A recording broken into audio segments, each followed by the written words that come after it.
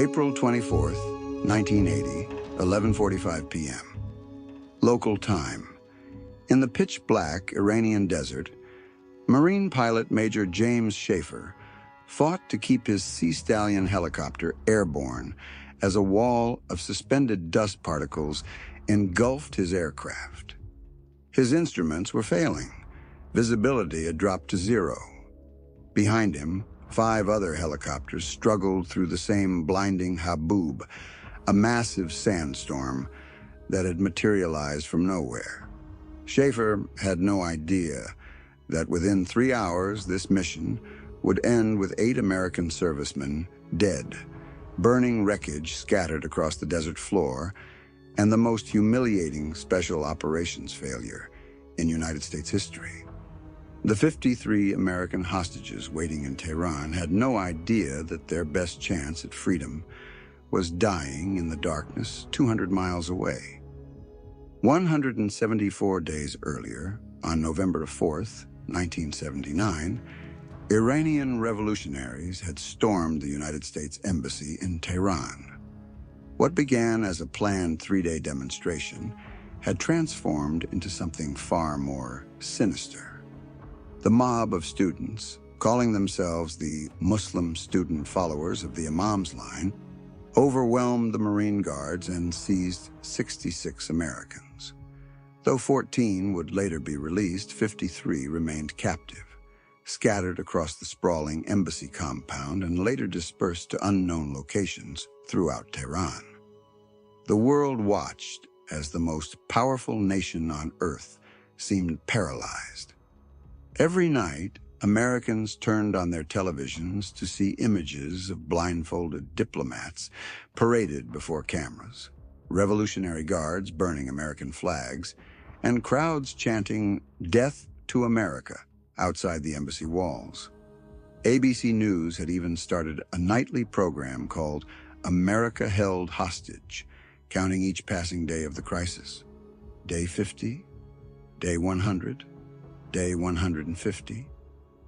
President Jimmy Carter had tried everything. Diplomatic pressure through the United Nations had failed. Economic sanctions proved ineffective. Secret negotiations through intermediaries went nowhere. The revolutionary government of Ayatollah Khomeini seemed to feed off the crisis, using it to consolidate power and humiliate the nation they called the Great Satan. By April 1980, Carter knew he had one option left. Deep within the Pentagon, a plan had been developing since November.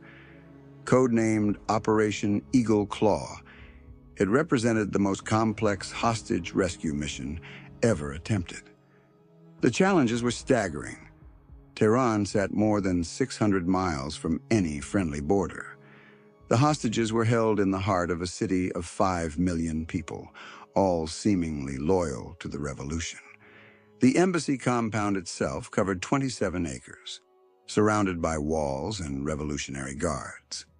Colonel Charlie Beckwith, the gruff former Green Beret who commanded the newly formed Delta Force, had spent months refining the plan. Delta Force itself was barely 3 years old, created specifically for hostage rescue and counterterrorism operations. These were the best of the best, hand-picked soldiers who could put 2 rounds in a target's head from 25 yards in under 2 seconds. They trained relentlessly in the Killing House, a special facility where they practiced room clearing and hostage rescue thousands of times. But they had never done it for real. The plan Beckwith and his team developed was audacious in its complexity.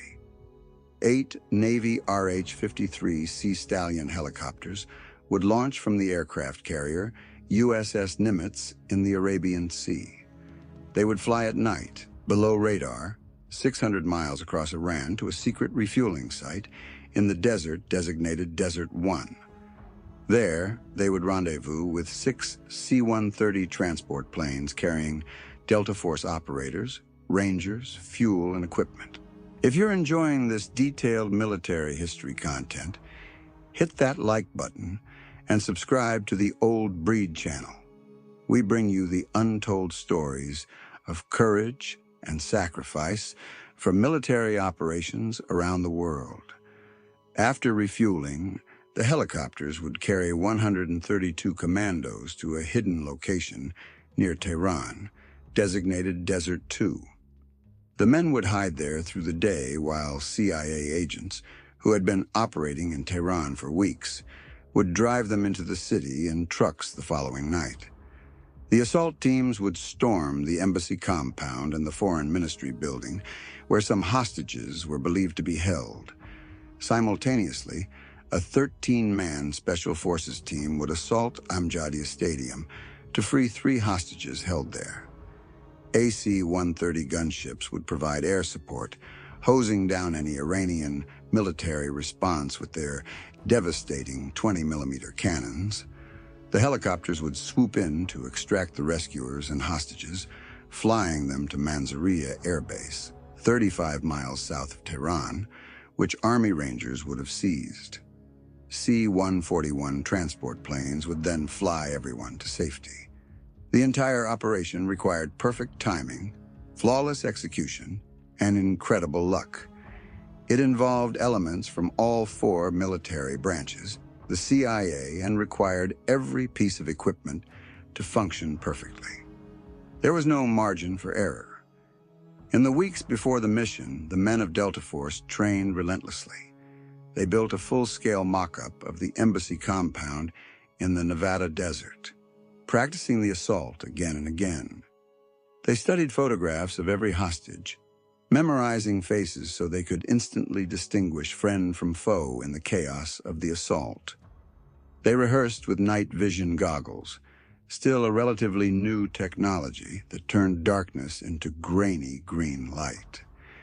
Major Logan Fitch, Delta's operations officer, later recalled the confidence they all felt. These were men who had served multiple tours in Vietnam, who had trained with British SAS and German GSG-9 commandos. They believed they could overcome any obstacle through superior training and sheer determination, but they were training for the wrong enemy. The real enemy wasn't the Revolutionary Guards or the embassy walls. It was the brutal geography of Iran itself, the mechanical limitations of 1970s technology, and the inherent chaos of warfare that no amount of planning could eliminate. On April 24th, as the sun set over the Arabian Sea, 8 Sea Stallion helicopters lifted off from the deck of the USS Nimitz. The pilots wore night vision goggles, flying in complete radio silence to avoid detection. They stayed below 200 feet, following the contours of the Iranian coastline before turning inland toward the vast Dasht-e-Kavir desert. Almost immediately, things began to go wrong. 2 hours into the flight, a warning light illuminated in helicopter number 6. The blade inspection method system indicated a possible crack in one of the rotor blades. Marine Captain B.J. McGuire faced an impossible decision. A cracked blade could fail catastrophically, killing everyone aboard. But turning back meant reducing the force available for the mission. After several tense minutes of discussion with his crew, McGuire turned back to the Nimitz. 7 helicopters continued into the darkness. 3 hours later, helicopter number 5 began experiencing problems. The primary hydraulic system was failing, causing violent vibrations through the airframe. Marine Captain Lynn McIntosh wrestled with the controls, managing to keep the aircraft airborne. His backup hydraulic system was working, but for how long? He pressed on, knowing the mission required a minimum of 6 helicopters to succeed. Then came the Haboob. The meteorologists had predicted clear weather. What they encountered was a phenomenon peculiar to Iranian deserts. A Haboob, a massive wall of suspended dust that can rise thousands of feet and extend for hundreds of miles. The pilots found themselves flying blind, their night vision goggles useless in the swirling dust. Instruments began failing as the fine particles infiltrated every system. Major Schaefer, Piloting helicopter number 1 later described it as flying inside a milk bowl. The dust was so thick that he couldn't see his own rotor blades. Altimeters became unreliable. Artificial horizons tumbled. The pilots were flying multi-ton aircraft by feel alone, any one of them seconds away from slamming into an unseen mountain or simply rolling over in the confusion. Inside the helicopters, the Delta Force operators sat in darkness, feeling the aircraft buck and shake. Staff Sergeant Eric Haney remembered thinking they were all going to die before even reaching Desert 1. The turbulence was so severe that several men vomited, the smell adding to the misery in the cramped compartments. Helicopter number 2, piloted by Captain Seifert, experienced complete instrument failure. His gyroscope, the critical instrument that tells a pilot which way is up in zero visibility, failed completely. Flying by instinct alone in the blinding sandstorm, Seifert made the agonizing decision to abort. He turned back toward the Nimitz, reducing the force to 6 helicopters, the absolute minimum required for the mission. The remaining helicopters finally broke through the Haboob after what seemed like hours, but they were scattered, disoriented, and running dangerously behind schedule. Some had been forced to climb above the dust cloud, potentially exposing themselves to Iranian radar. Others had wandered off course, their navigation systems confused by the magnetic anomalies common in the region. Meanwhile, the C-130 transport planes had already arrived at Desert 1. The site, designated months earlier by CIA operatives, was a flat stretch of desert bisected by a dirt road used occasionally by smugglers. Colonel Beckwith and his Delta Force operators had landed without incident, along with a company of Army Rangers tasked with securing the site. Almost immediately, they encountered the unexpected. A Mercedes bus packed with 44 Iranian civilians came barreling down the dirt road, its headlights cutting through the darkness. The Rangers reacted instantly, firing warning shots and forcing the bus to stop. Now they had 44 potential witnesses to deal with. The Farsi-speaking interpreters tried to calm the terrified passengers, but everyone knew this was a complication the mission didn't need. Minutes later, a fuel truck approached from the opposite direction. When Rangers tried to stop it, the driver accelerated. A Ranger fired an anti-tank rocket, turning the truck into a fireball that lit up the desert for miles. The driver leaped from the burning vehicle and escaped into a small pickup that had been following. Both vehicles disappeared into the night. Was he a smuggler who would keep quiet? Or would he race to the nearest town and report the American presence? There was no way to know. The helicopters began arriving at Desert 1 in scattered intervals, some more than an hour late.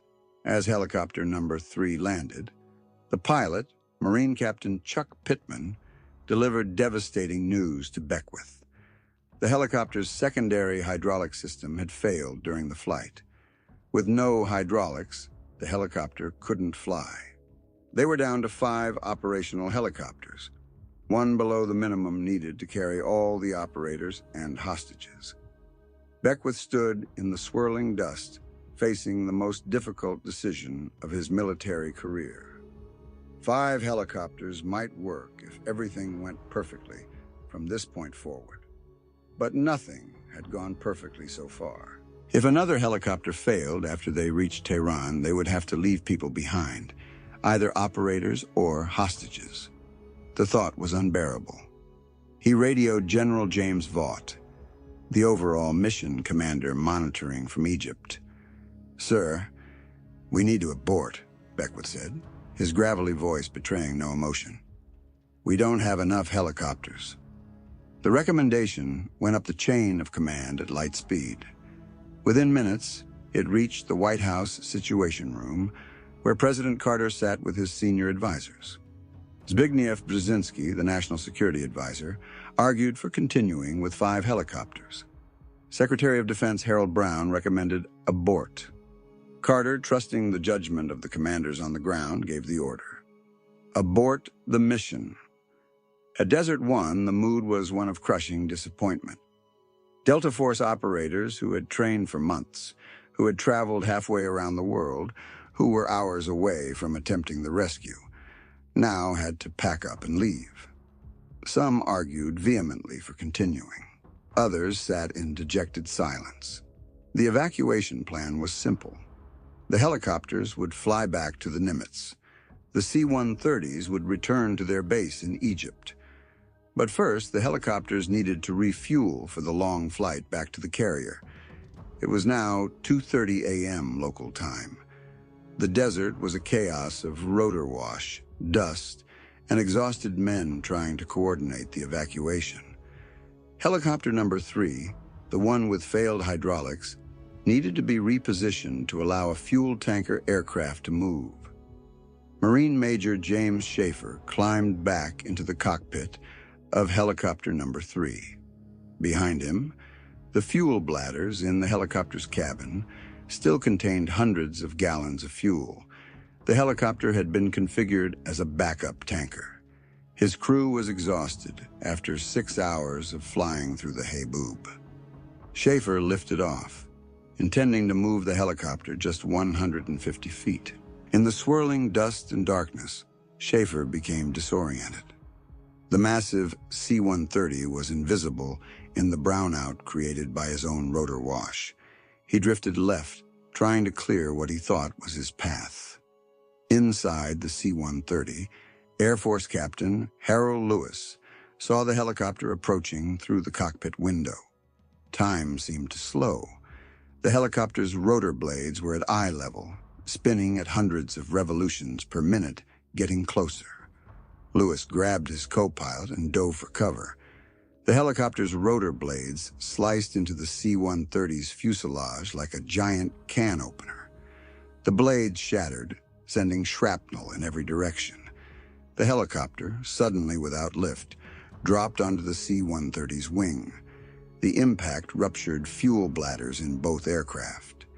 In an instant, 20,000 pounds of aviation fuel ignited. The explosion lit up the desert like daylight. A mushroom cloud of fire rose hundreds of feet into the air.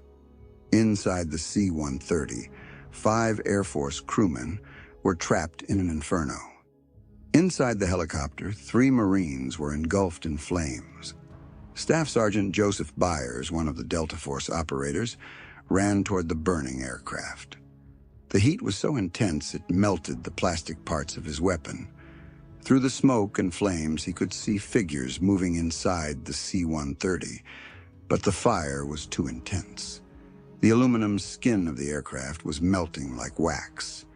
Inside the burning helicopter, Marine Staff Sergeant Dewey Johnson was still alive but trapped. His legs were pinned by twisted metal. The fire was getting closer. He could feel his flight suit beginning to smolder. Other Marines tried desperately to free him, but the heat drove them back. Johnson's screams could be heard over the roar of the flames. The ammunition inside both aircraft began cooking off, sending rounds zipping through the darkness. The Delta Force operators, rangers, and air crews scrambled for cover. Explosion after explosion rocked the desert as fuel bladders ruptured and munitions detonated. Major General Vaught, monitoring from Egypt, received the horrifying report. "We have a crash and burn at Desert One. Multiple casualties. Request immediate guidance." Colonel Beckwith made the only decision possible. They had to leave immediately. The fire would be visible for miles, certainly attracting Iranian military forces. The remaining helicopters were abandoned. They contained classified equipment that couldn't fall into Iranian hands, but there was no time to destroy them properly. Everyone who could move piled into the remaining C-130s. As the transport planes lifted off, the fire still raged below. 8 Americans remained in the inferno, 5 Air Force crewmen, and 3 Marines who had given their lives not in combat against an enemy, but in a tragic accident that seemed to epitomize the entire cursed mission.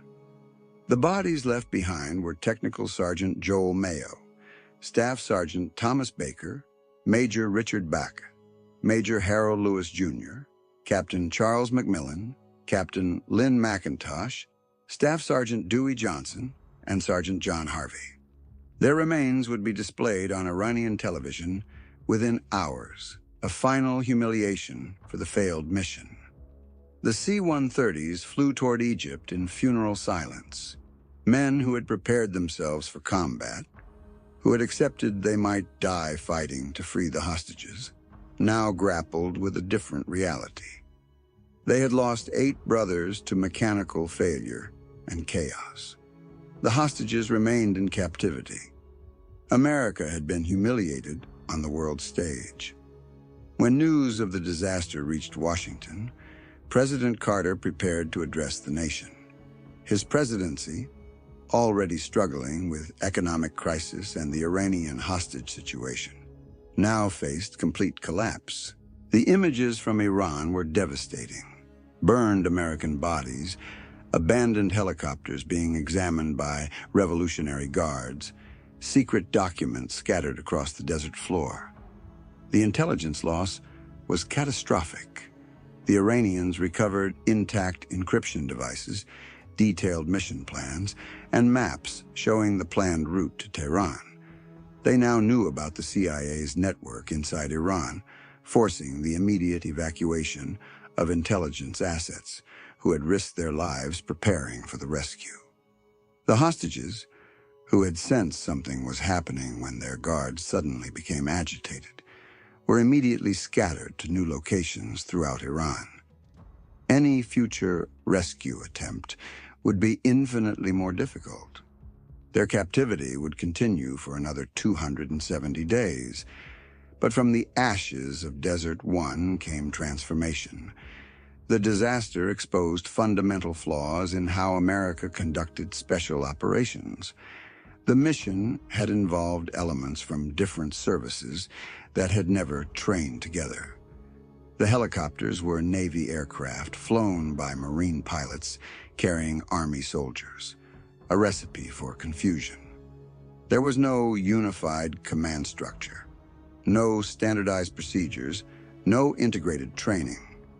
Within days of the disaster, a commission led by Admiral James Holloway began investigating what went wrong.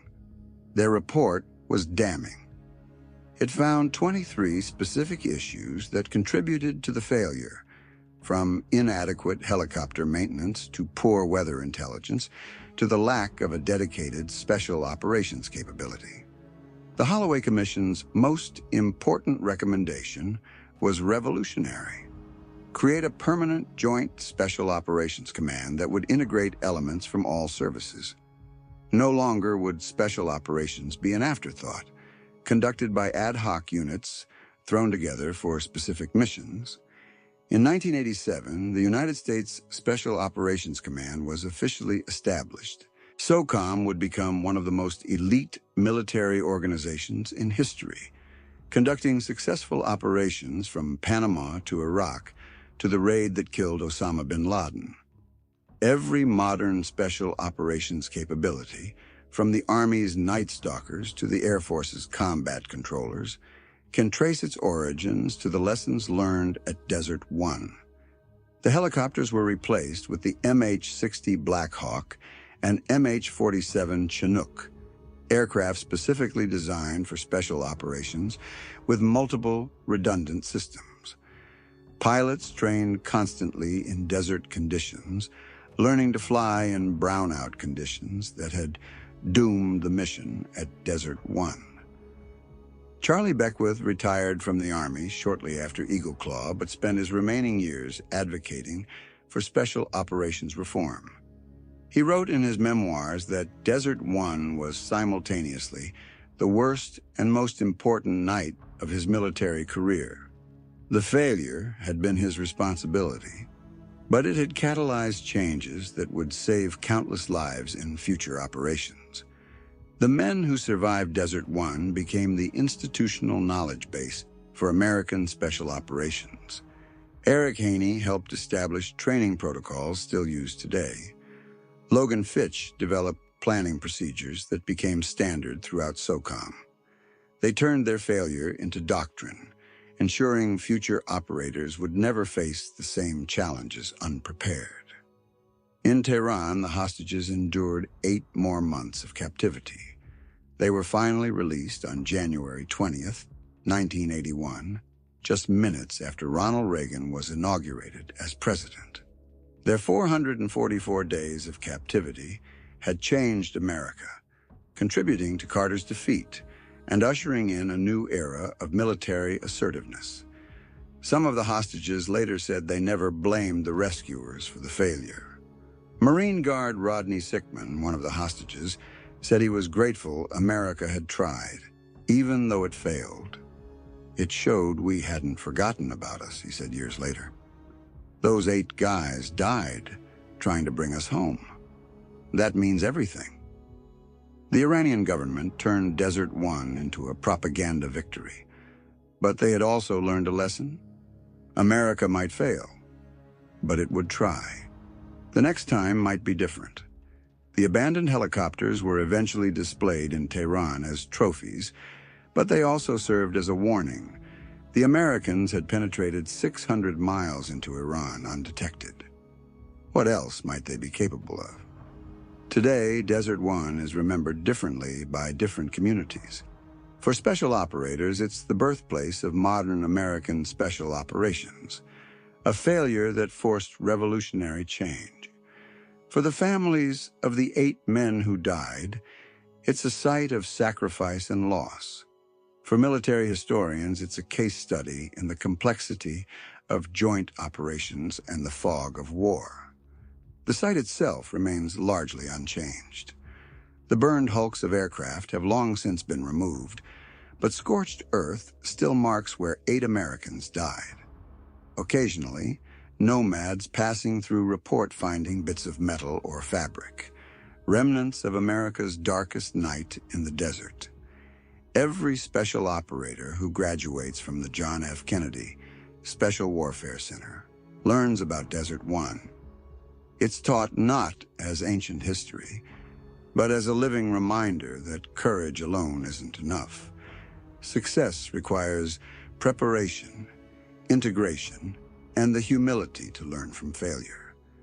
The men of Delta Force who stood in that desert, watching their mission literally go up in flames, could never have imagined how their failure would reshape American military capability.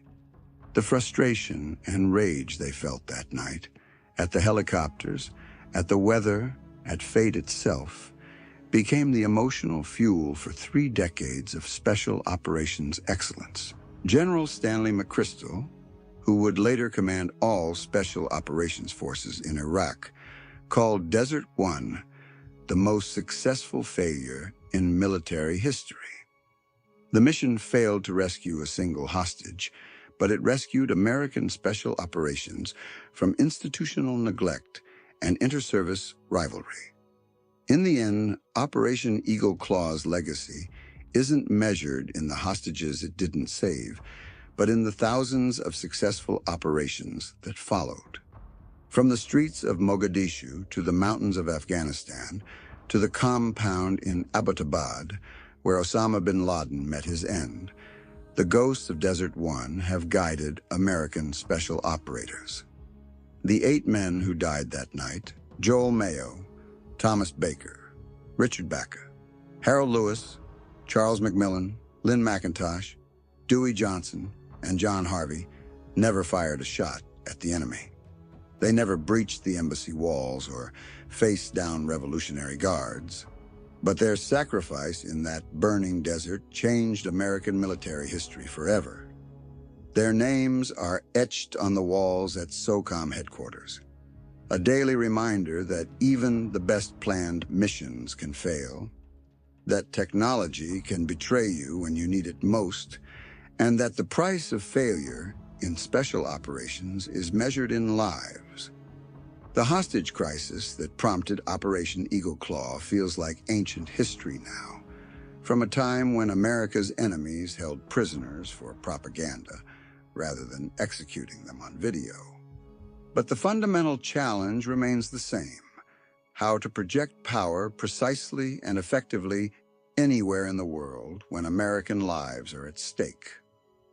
Modern special operators flying into harm's way in sophisticated stealth helicopters, guided by satellite imagery and real-time intelligence, owe their capabilities to 8 men who died in obsolete helicopters in an Iranian desert.